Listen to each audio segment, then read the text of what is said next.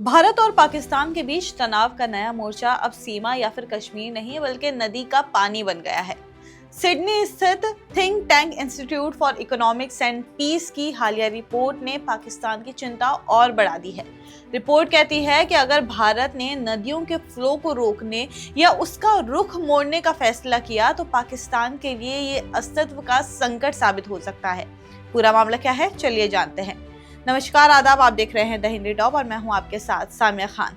Ecological threat report के अनुसार भारत अब अपने बांधों और तकनीकी क्षमता का इस्तेमाल करके नदियों के फ्लो को कंट्रोल करने की स्थिति में पहुंच चुका है। रिपोर्ट्स का कहना है कि अगर भारत ने अपने बांधों का संचालन समय थोड़ा भी बदल दिया तो पाकिस्तान की नदियों में पानी का फ्लो घट सकता है, जिससे उसकी कृषि व्यवस्था चरमरा जाएगी।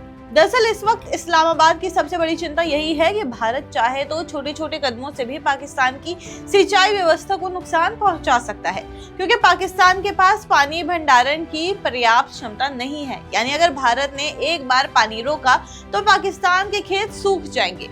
आईईपी की रिपोर्ट ने यह भी खुलासा किया है कि पाकिस्तान के पास सिंधु नदी के फ्लो को सिर्फ 30 दिन तक रोक पाने की ही क्षमता है।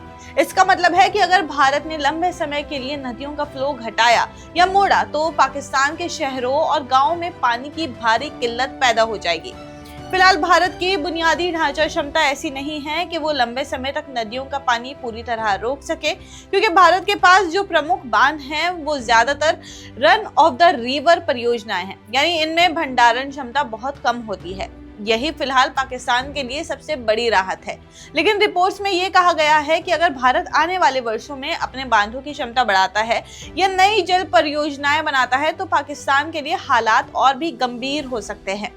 रिपोर्ट्स के मुताबिक पाकिस्तान की करीब 80% सिंचित खेती सिंधु बेसिन की नदियों पर निर्भर करती है। अगर भारत ने सिंधु नदी के फ्लो को रोक दिया या उसमें कमी कर दी तो पाकिस्तान के घनी आबादी वाले मैदानी इलाकों में सर्दियों और सूखे के मौसम में पानी की भारी कमी हो सकती है। कृषि के साथ साथ पीने के पानी और बिजली उत्पादन पर भी इसका बड़ा असर पड़ेगा। यानी भारत के एक फैसले से पाकिस्तान का भोजन, अर्थव्यवस्था और समाज तीनों हिल सकते हैं। बता दें कि भारत और पाकिस्तान के बीच पानी बंटवारे की ये कहानी नई नहीं है। साल 1960 में इंडस वाटर ट्रीटी हुई थी, जो विश्व बैंक की मेडिएशन में बनी थी। इस संधि के तहत 6 नदियों सिंधु, झेलम, चिनाब, रावी, ब्यास और सतलज के पानी का बंटवारा भारत और पाकिस्तान के बीच तय किया गया था। पूर्वी नदियों में रावी, ब्यास और सतलज का पूरा पानी भारत को मिला, जबकि पश्चिमी नदियों में सिंधु, झेलम और चिनाब का बहाव पाकिस्तान के हिस्से में गया। भारत को पश्चिमी नदियों पर सीमित उपयोग की अनुमति दी गई थी, लेकिन वो उनका रुख नहीं मोड़ सका। हालांकि पिछले कुछ वर्षों में भारत का रुख इस संधि पर कड़ा और आक्रामक होता जा रहा है। इस साल हुए पहलगाम में आतंकी हमले के बाद भारत ने घोषणा की कि वो सिंधु जल संधि को निलंबित कर रहा है। भारत का तर्क है कि पाकिस्तान लगातार आतंकवाद को बढ़ावा दे रहा है और ऐसे में शांतिपूर्ण समझौते का कोई औचित्य नहीं बचा है। भौगोलिक रूप से सभी नदियां भारत से पाकिस्तान की ओर बहती हैं, इसलिए भारत के पास पानी के फ्लो को नियंत्रित करने की प्राकृतिक स्थिति है।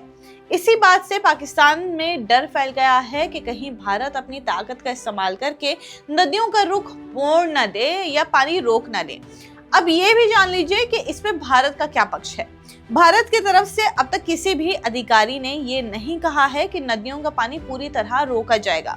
भारत का कहना है कि वो संधि के दायरे में रहकर ही अपनी जरूरतों के अनुसार पानी का उपयोग कर रहा है। लेकिन भारत ये भी साफ कर चुका है कि अगर पाकिस्तान आतंकवाद और घुसपैठ को नहीं रोकता तो वो सिंधु जल संधि की समीक्षा करने का अधिकार रखता है। तो भारत और पाकिस्तान के बीच अब वाटर वॉर यानी कि पानी की जंग की चर्चा शुरू हो गई है। भारत की ओर से नदियों के फ्लो को रोकने की संभावना सिर्फ पर्यावरणीय मुद्दा नहीं है, बल्कि रणनीतिक दबाव का नया तरीका भी माना जा रहा है।